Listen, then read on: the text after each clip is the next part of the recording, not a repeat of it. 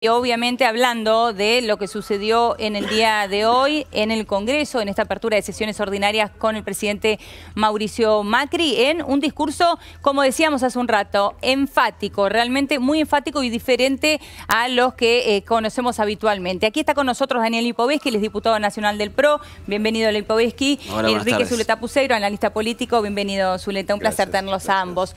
Lipovetsky, en primer lugar, quería preguntarle con respecto a esto que estábamos hablando, ¿no? Con Picchetti, ¿no? Ella sigue insistiendo en que ella es diputada electa.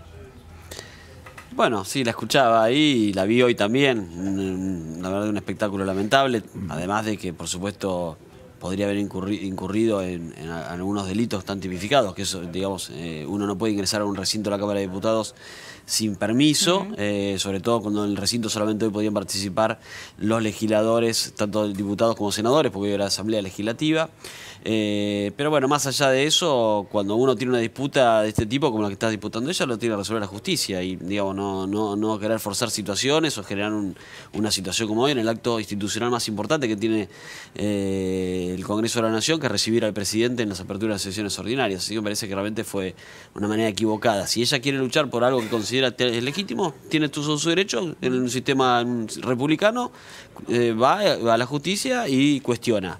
Lo que falta decir, vos se lo preguntaste claramente, hasta ahora la justicia resolvió en contra de lo que ella piensa y por eso habilitó a que tome juramento y ocupe la banca el diputado Enríquez. Sí. Ahora, ¿qué pasa con la seguridad en el Congreso? ¿No? Porque también, sí.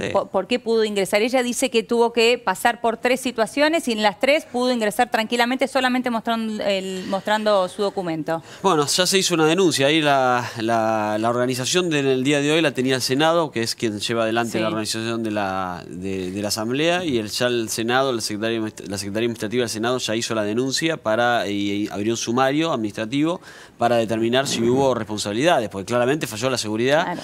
Se supone que la seguridad en la Cámara de Diputados, en el recinto de la Cámara de Diputados, que es donde se hizo la Asamblea, nos conoce a todos y si bien nos pregunta cuando estamos por ingresar, generalmente nos conocen, por lo tanto es extraño que la haya dejado pasar. ¿No hacen un chequeo? En general ya nos conocen, ya cuando llevas un año, 2 años, generalmente se conocen. Hoy, por supuesto, como estaban también los senadores, quizá hubo alguna confusión al respecto y eso quizá haya habilitado que Picchetti haya podido ingresar. Pero también no se nos escapa que puede haber habido alguien que también le haya facilitado el ingreso. Eso lo tendrá que determinar la justicia, se están viendo las cámaras de seguridad para ver cómo ingresó y ahí se determinará si hubo en algún momento se la mencionó a Araceli Ferreira. No, yo creo que no hay que mencionar personas porque en definitiva eso lo tienen que investigar. La conozco a la diputada Ferreira, tengo un gran respeto, no creo que haya sido ella, pero más allá de eso, creo que antes de hacer un juicio previo sobre si hubo alguien que le ayudó a Picchetti a ingresar, lo debe determinar el sumario administrativo y la justicia que ya se hizo la denuncia. Los diputados, más allá de que conozcan a la gente de seguridad, ¿tienen una libretita para poder ingresar? Tenemos un carnet que nos identifica, pero la realidad es que en general no somos tantos, si bien son 257, hay 4 ingresos, generalmente uno ingresa siempre por la misma puerta porque las bancas están, digamos, en un acceso directo, por lo tanto generalmente la gente que está en las puertas de seguridad, en los 4 ingresos creo que hay en el recinto. No es necesario mostrar el carnet. No es necesario porque ya nos conocen. ¿Lo tiene encima del carnet? No lo tengo. No. Generalmente no lo uso, justamente no lo uso, pero bueno, pero sí entiendo que puede haber habido alguna falla, teniendo en cuenta que además de diputados hoy había senadores, entonces quizá alguno personal de seguridad no conocía o entendió que era una senadora y por eso la dejó entrar a Picchetti. Bueno, vamos a hablar del discurso del presidente de la Nación, Mauricio Macri. Zuleta, ¿cómo vio este discurso de Macri en esto que podría ser su último discurso como presidente o por lo menos su último discurso en esta primera etapa? Bueno, muchos tenían la expectativa de que fuera una suerte de discurso sobre el Estado de la Nación, que tiene un componente institucional fuerte y que tiene sobre todo la connotación del discurso final. Uno podría haber pensado que el presidente prefería, vamos a decir, hacer un gran llamamiento a la convocatoria a toda la fuerza política. Este año, un año de transición hacia una presidencia de él, nadie le pidió la autocrítica. Optó por otra alternativa, que me parece que es una alternativa que es la que tuvo Trump el otro día, ¿no es cierto? Al extremo que le impidieron el discurso y se lo postergaron varios días. Mira, lo compara con Trump. Es el tipo, Trump. Es un discurso inspirado, potente, lleno de nervio, diciéndole a ese 30% de núcleo duro acá estamos, se puede, no nos vamos a rendir, esto va funcionando, no nos dejemos atropellar. Sí. Y enfrente acababa, hacía 48 horas la presidenta, de hecho, un discurso que le decía el juego a esto, donde decía, la oposición es cartón pintado. Acá estoy yo y lo demás es cartón pintado. Entonces, en ese espacio que se abrió, yo creo que el presidente optó por esta opción. Si tuviéramos que medirlo esto en términos institucionales, es neutro, es una alternativa válida. El presidente está para liderar, no está para rendirse ni para hacer una especie de rendición de cuentas, ni se fue.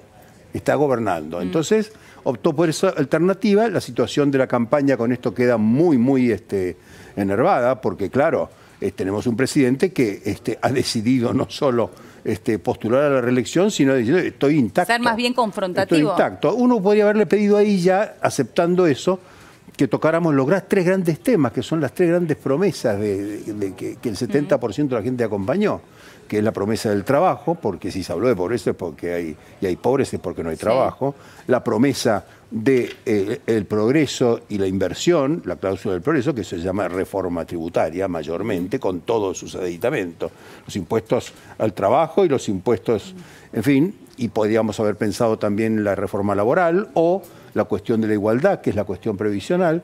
No tocó esos temas, pero esto no estaba obligado a seguir un Pero esos serían los 3 temas centrales que los que él eligió, los que él llevó no tocar. Y podría haber explicado muy bien, la oposición no nos dejó, la sociedad no nos comprendió, los poderes fácticos nos obstaculizaron, los privilegiados se resistieron, la herencia recibida era pesada, era comprensible, tal vez sea lo más comprensible del gobierno, su mayor fracaso es el más comprensible, pero no optó por eso, seguramente sus asesores siguen pensando de la sociedad otras cosas, pero a mí me parece que fue una buena oportunidad. ¿Para qué? Para reiterar la agenda, la de fondo, esa que ayuda y acompaña a la gente que no lo va a votar, pero que la acompaña, que es la reforma laboral, la reforma tributaria, la reforma previsional, la reforma de la igualdad, etcétera. O podría haber agregado eso también un componente de acuerdo o de consenso, pero se ha dado cuenta sin lugar a duda que el peronismo está más preocupado por su unificación y por enhebrar o bordar alguna alternativa electoral que por acompañar un proceso indispensable de sintonía fina que este programa económico va a necesitar indispensablemente este año, no el año que viene. Sí, sí. Ahora, decidió profundizar la grieta y que ese sea el camino de este Yo no quería profundizar electoral. la grieta, la estrategia de la crispación. Porque la grieta, no creo que eso genere grieta, lo que sí genera dificultades para moverse en esos escenarios, pero la verdad es más bien una estrategia de crispación que es exactamente idéntica a la que le planteó hace 48 horas la presidenta. Claro, es una respuesta a lo que dijo la presidenta. Un aprovechamiento inteligente del espacio que la oposición le deja, porque no es que sea el gobierno el que quiere generar una especie de estrategia de la crispación.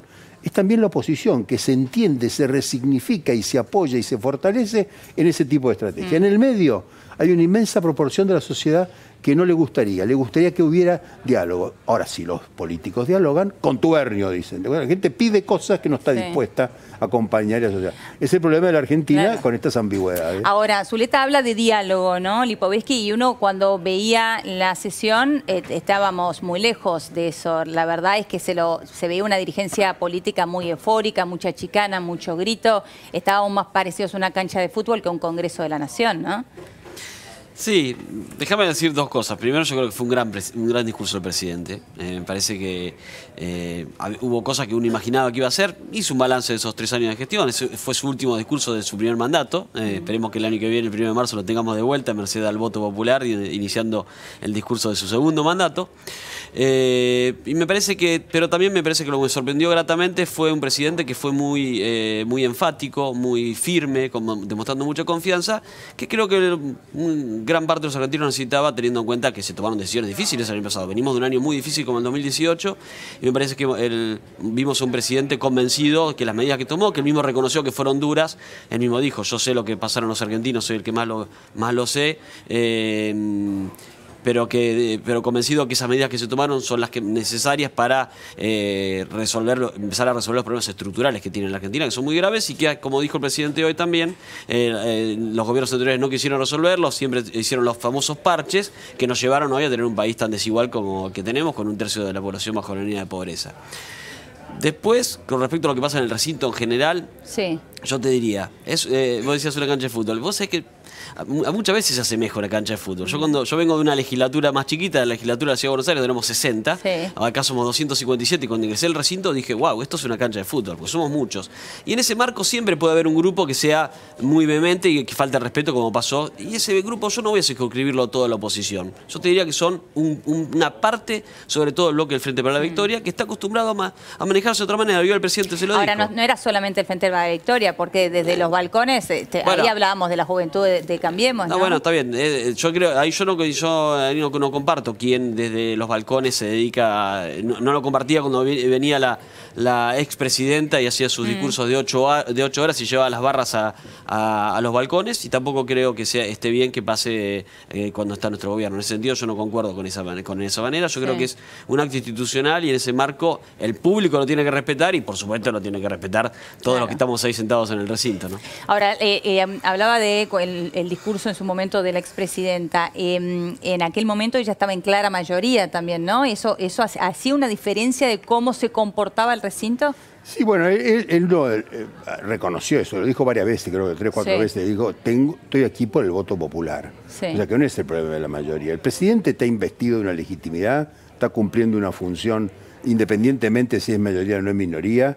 Ese es su rol y me parece que eso lo cumplió bien Macri. La verdad, superó las posibilidades. Todos vemos un Macri cansado, la gente cansada cansa, se llama empatía eso. Y la verdad, me parece que el discurso fue más hija de la necesidad que de la virtud. Era el discurso necesario esta mañana, en un momento en la cual el gobierno está en una actitud defensiva. Actitud defensiva porque las dificultades económicas le hacen perder el principal atributo. La estrategia del PRO, en general siempre, fue la capacidad para fijar la agenda, para determinar la agenda, para obligar al adversario a defenderse, para fijar plazos, límites, poner metas y llevar hacia adelante el proceso político. Eso lo ha perdido. El gobierno está a la defensiva. Tiene una ventaja. ¿Lo tuvo en algún momento? Lo tuvo todo su gobierno, hasta el fracaso de la política económica y sobre todo hasta el segundo fracaso. Me parece que en este momento tiene una especie de muleta o de, te podría decir, una especie de andador que es el fondo. Porque el fondo, que lo rechaza el 60% del acuerdo, sin embargo, le da al gobierno sentido de orientación.